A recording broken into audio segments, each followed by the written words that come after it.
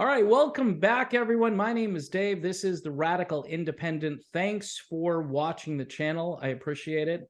Today, pretty much our number one guest. Let's just be honest about it. Scott Ritter is back with us. He's a former UN weapons inspector and a former naval intelligence officer. I'm actually going to kind of pick his intelligence officer brain today to talk about some things. And of course, he is the author of this book here, Disarmament in the Time of Perestroika, Arms Control and the End of the Soviet Union. You know, Scott, I was thinking we could maybe do or you could do, I have no skill set to even think about doing this, but you could do Disarmament in the Time of Washington, D.C., Arms Control and the End of the American Empire. What do you think about that? That could be the next book, yeah. All right. Well, thanks again for being here. So, Scott, you're a former naval intelligence officer, and I'm wondering what your opinion is on all these objects that are floating around. Obviously, we had the balloon, which got shot down off the coast of, I believe it was South Carolina, floated across the country, made a very slow trek. I'm sure everybody got a good look at it. And now we've got a total of 4 objects that have been taken out. NORAD apparently adjusted their, this just sounds so amateur. They had to adjust their radar equipment to catch the slower items because they were missing the slower things that are floating around up there. What's your take on all of this? And now we're getting some media folks who are coming around saying, well, you know, this could be China and Russia working together to kind of just distract us from something. Or, of course, there are UFOs. That's the other big thing. Everyone's running with the aliens have finally gotten here and they have found no intelligence, but yet they continue to put these things out there. So I was wondering what your take was on this. Well, first of all, I was a Marine Corps intelligence officer, not a naval intelligence officer. So I'm a higher form of life. Because Marines, of course, are the best intelligence officers in the world because we do everything. But I stand corrected. Let me put it this way.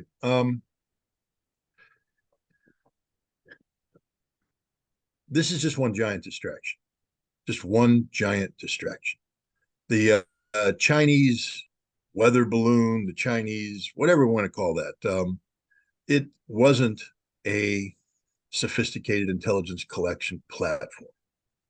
You can't have a sophisticated intelligence collection platform operating in a high altitude balloon. What it can be is a very targeted information collection platform about, say, weather patterns, particles that are up that high. You know, this is all the kind of stuff that China's already told us about. I mean, China has been running high altitude, weather, experiments, to send, first they send tethered balloons up to find out what's being, for instance, they're very concerned about what's happening in the Tibetan plateau because you have the melting of glaciers, and this could cause a problem long-term for China. So they want to understand what's happening above that. So they sent tethered balloons up there with experiments that looked suspiciously like the experiment that was underneath this floating balloon.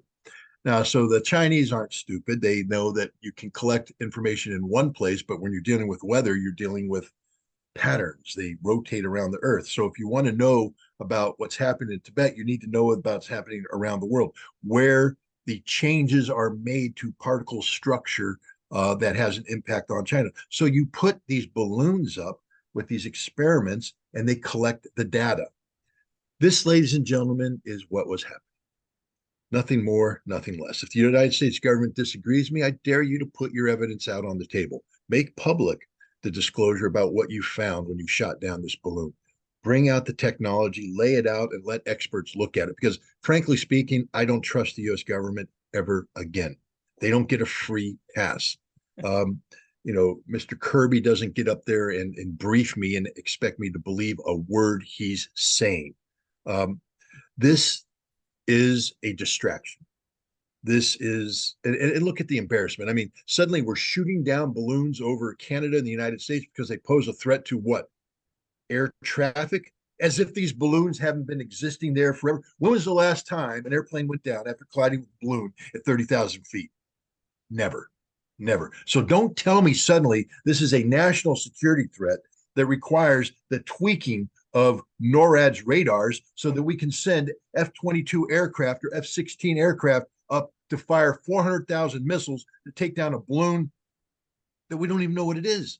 We can't even recover the data because we blew it up. It's gone. This is stupidity in the extreme. Stupidity in the extreme. And what are we doing? We're doing two things. We are distracting ourselves from what's happening in Europe right now by attempting to shift focus to China.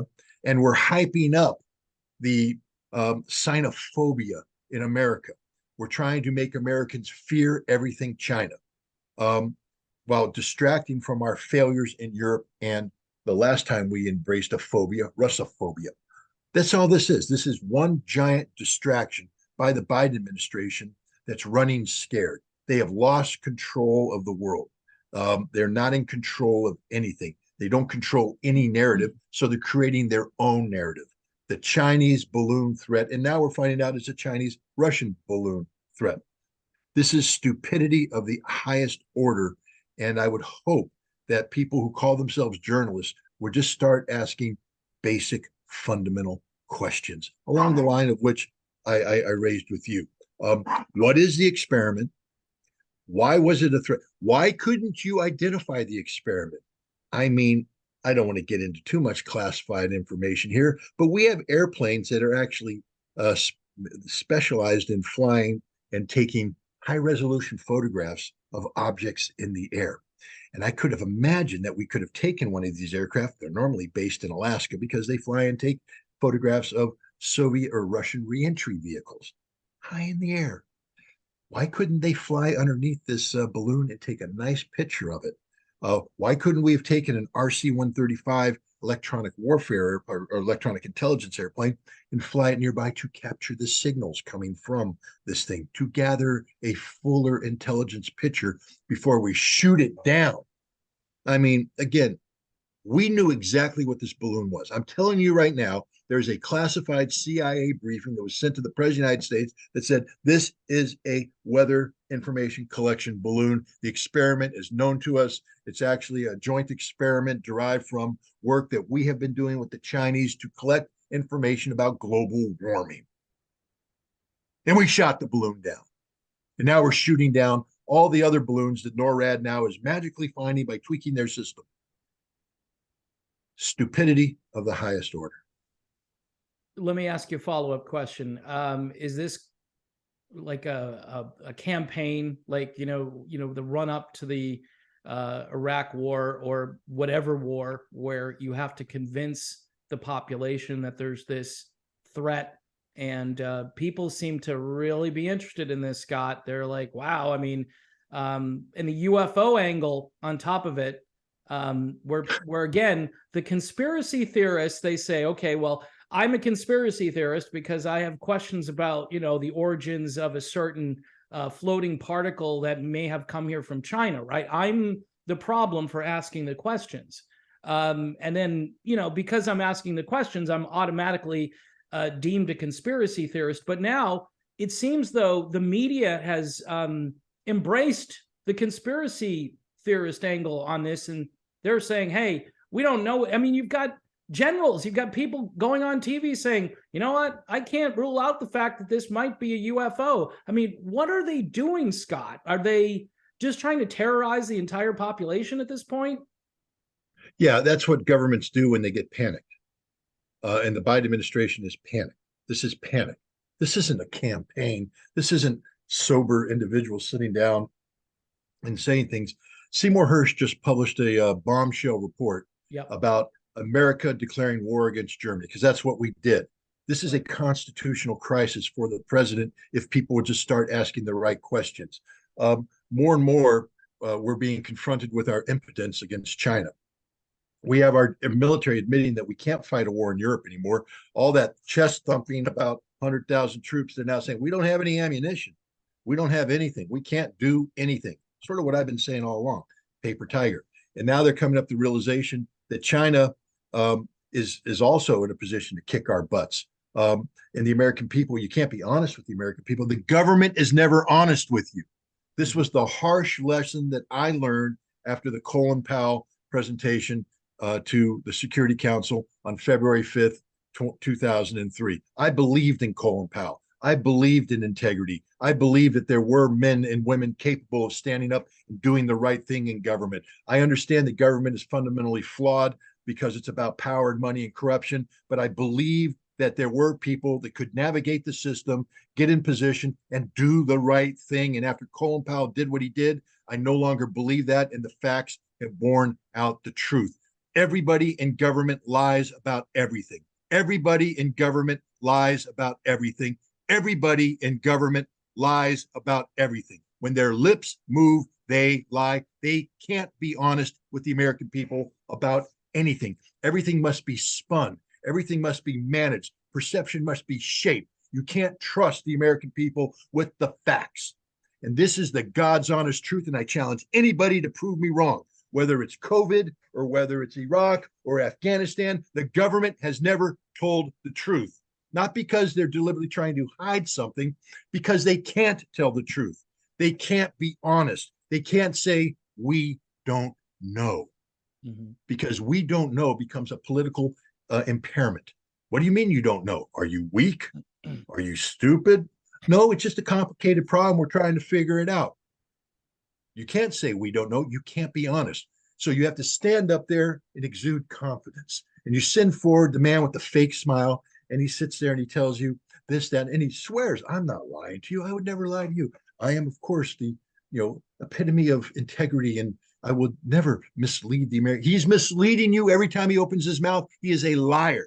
And he sits there and plots the lie with the policymakers who are panicked about the fact that the world is spinning out of their control. The day where the American hegemon controlled everything like Pinocchio's little puppet master are done. The strings are being cut. Pinocchio's walking away, and we don't know what to do about it. So we lie. We lie, we lie, we lie. And that's where we're at right now. I mean, it's tragic because there are questions that should be answered. Scott Ritter's assessment of that balloon seems to be good. I did the research. I think I'm right, but I could be wrong. It could be a spy balloon. Mm-hmm. And we should know what that balloon is. I'd have preferred we didn't shoot it down because that's sort of like an act of aggression. But on the other hand, China doesn't have a right to float a balloon over the United States without our permission. Did China ask for permission? Were these experiments known to the United States? Are they part of a global joint experiment on climate change that the United States was briefed on, but has opted not to tell the American people because they lie? Who knows? There's a lot of questions out there, and you're not going to get the answers from the government because the government only knows how to lie. And I know I'm coming off as some crazy conspiracy theorist, but I'm not. I'm somebody who unfortunately has learned through the school of hard knocks